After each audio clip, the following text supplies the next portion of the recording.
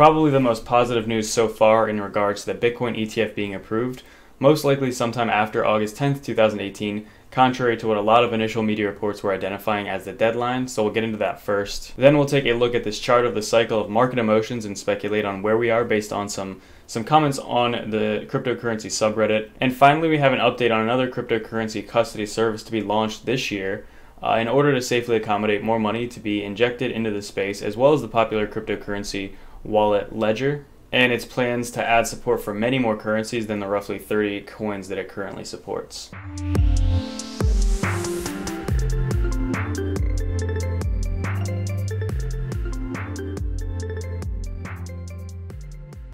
What's up? Today is Sunday, July 22nd, 2018. So as always, I just want to take a look really briefly at the Bitcoin, Litecoin charts, and then the overall market as well. So we can start off here. Market cap kind of fluctuating a little bit above 280 billion US dollars. We still have some coins up in the double digits. Overall though, again, I think the market's looking pretty healthy. I think most people agree with that so far. I think a lot of people are kind of on the edge of their seats waiting to see if this is going to be an actual upward breakout and we actually, get the market back on track a little bit, or I think a lot of people also are concerned that we could pull another one of these moves that we've been pulling for the past 7 months as well. So I think what we're seeing right now with Bitcoin is probably the best case scenario in terms of really pushing higher and aiming for a better trajectory in the overall market. We did break through that 50-day moving average quite a bit. That was all the way down at 6,700, and we're almost $1,000 higher than that. Again, we are over 7,500 again. The market's looking prime potentially for another leg up or a move higher. Been really consolidating for about almost 5 days now, which again gives it time for the RSI to even out. Those initial few days from the 17th till now had a lot of pretty good volume. So if we were to continue upward, hopefully we would see that volume increase. On the Litecoin chart as well, not much has changed in the past 12 hours since I last talked about it. Kind of just neutral, not bad or good, just hanging in there. But the most important thing right now, again, is watching Bitcoin, because if that can have a break upwards, then that could really help the entire market move along a little bit. One thing I do think is good right now about Bitcoin potentially getting over 10K is the last time we attempted to get there, the 200-day moving average also acted most likely as resistance there. You can see right here that 10K was met with the obvious psychological factor of the fact that it was 10K, as well as the fact that the 200-day moving average was right there as well. So we touched on it a few times from April 24th all the way to the beginning of May, around May 7th, and we were not able to get above that. This time, if we would approach 10K, we would have to break the 200-day moving average much sooner than that, around 8,700 US dollars per Bitcoin. And that could mean that breaking through 10K might be a little easier if we would get through about 8,700, 8,800 Bitcoin price there. We don't have the 200-day moving average really acting as resistance there. It's about $1,500 less than that. So again, if we were able to make a move up to roughly 88 and then to 10K, we could see it break through a little bit easier than the past. And so I want to jump into this article. It was published on cryptodisrupt.com by Mark Hartley. It was published today, July 22nd, 2018. So it's titled "The Bitcoin ETF Request for Comment." 97% of the comments are positive so far, which is overwhelmingly positive, obviously. So just to jump down a few paragraphs, summarize a few key points here. An ETF provides the ability to trade on the stock market with added liquidity and lower fees. Even if you're not a trader, a positive ruling would undoubtedly cause a surge in the price of Bitcoin. So right here is kind of the big statement. Previous proposals to get permission to list a Bitcoin-based ETF, such as that made by the Winklevoss twins for their Gemini exchange last year, have been rejected. This proposal, however, has received 20 times the amount of attention than any of the previous proposals, 97% of which so far have been positive. Out of 210 comments made on the SEC's Bitcoin ETF request, only 6 of the 210 were negative. And some of these negative comments were pretty much about the possibility of manipulation becoming greater with the introduction of ETFs. And others actually were the opposite, that manipulation could actually be reduced from this.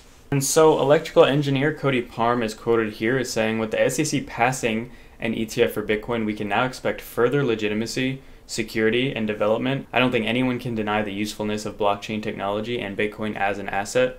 There are much riskier investments that the SEC has passed for an ETF, and this will open the doors to many people waiting on the sidelines."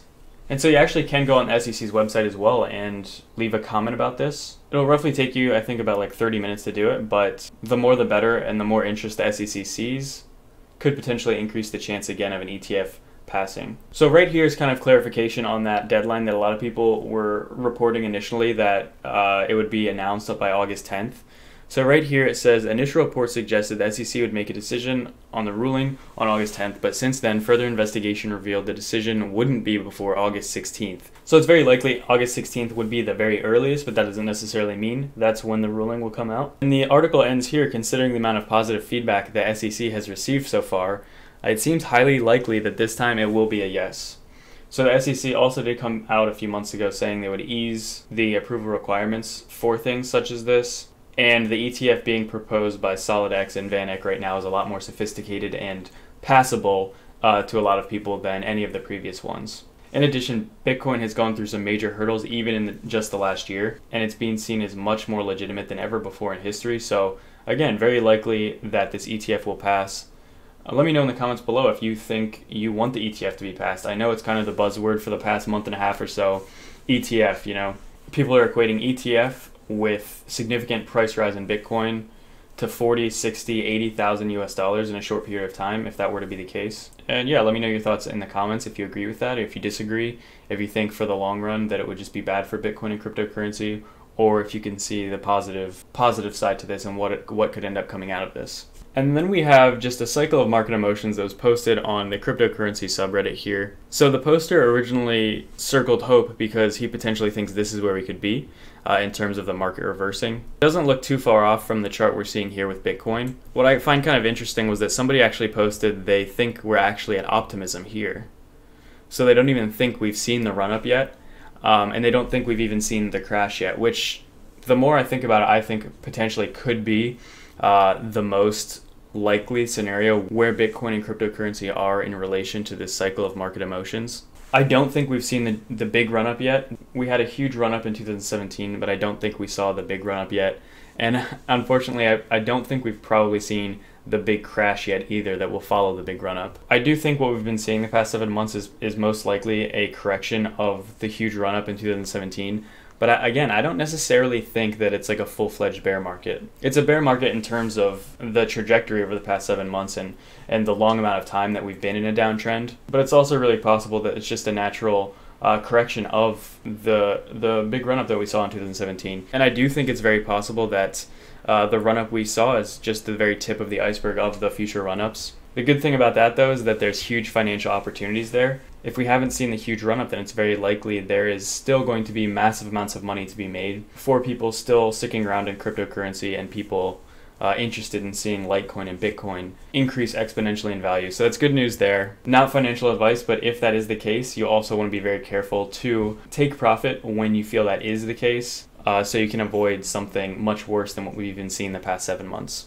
And then really briefly, I just wanted to look here. So Coinbase Custody was announced a few weeks ago. And it's just a way for Coinbase to offer institutions a safe way of getting invested into cryptocurrency. And according to this article published on Bitcoinist.com, written by Melanie Kramer, it was published today, the South China Morning Post reports the asset manager Fuseng Investment Office will launch a crypto custody service in Hong Kong. It's going to be called Fuseng Vault, and it's expected later this year, 2018. And its focus is primarily on private family offices and investments. And the last thing I want to read too, if I jump to the end of the article here, that the Ledger wallet, which is one of the most popular, if not the most popular, cold wallet, Ledger, the cryptocurrency wallet startup from France, is also increasing its crypto custody services.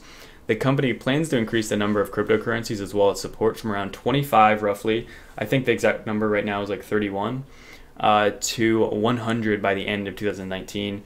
The expansion, says CEO Eric, is supposed to support institutional investors, hedge funds, and other high-value investors. And yeah, I guess the last thing I want to end on is just going back to this cycle of market emotions chart here. What do you guys think? Where do you think we are on this chart? I really did like the comment that said potentially we're at optimism or a little before optimism. And it kind of just puts the whole thing in perspective. Because if we look back, Bitcoin is still up. Bitcoin and cryptocurrency as a whole is still up like so much from what it was even at the beginning of 2017. Even though we're down like 70%, maybe even like 60% after this last week.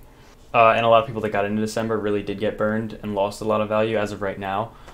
I do think that value obviously will return, but I really don't think we have seen that massive run-up or a giant rally that cryptocurrency will see. We still really haven't seen institutions get in. We still have not seen mainstream adoption. I think less than like 1% of the world still is invested in cryptocurrency, which is essentially nothing. So I'm just curious where you see ourselves if you had to pick somewhere on this chart, the cycle of market emotions, if you had to, where would you put us? Because if I really had to, I'd move my head right here, I'd probably put us probably in this range, somewhere like this, right where my head's at actually.